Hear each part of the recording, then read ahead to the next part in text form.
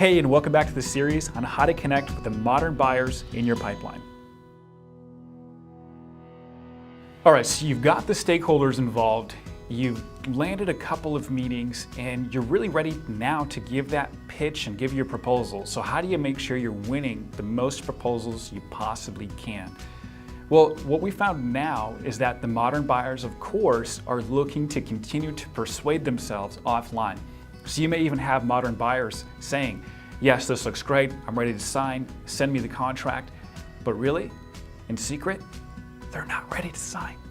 They still need more storytelling, they still need more convincing. That's why only about 60% of deals that are verbal to proceed, those are the only ones that actually close. So that means 40% of deals are not being closed.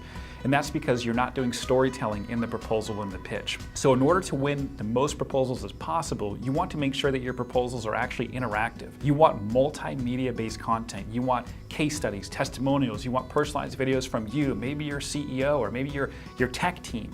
Whatever it's going to take to make sure the influencers and decision makers that will be reviewing that proposal feel empowered and they feel like they've heard your story, they see how different you are, and they feel emotionally inspired to be able to want to sign that contract. A lot of times when the salesperson sends a contract out, it's just a legal document. And one of the problems with that is the sales process goes from relational, high relation, to transactional. Now we're looking at legal, now we're looking at pen and paper. That can become really awkward. So you want to buffer that awkward moment with great digital content so that modern buyer feels as if they're still just shopping online and making their own decision. They're not being intimidated by some legal language and just a signature. So another way that you can do that is use e-signature. People are much more comfortable with transacting and signing online, checking boxes than on paper. So that's another thing you can do to make sure you're winning most of your proposals. And of course, you want analytics. So with having analytics, you're going to be able to see exactly what those stakeholders and decision makers are doing with your proposal once you hit send.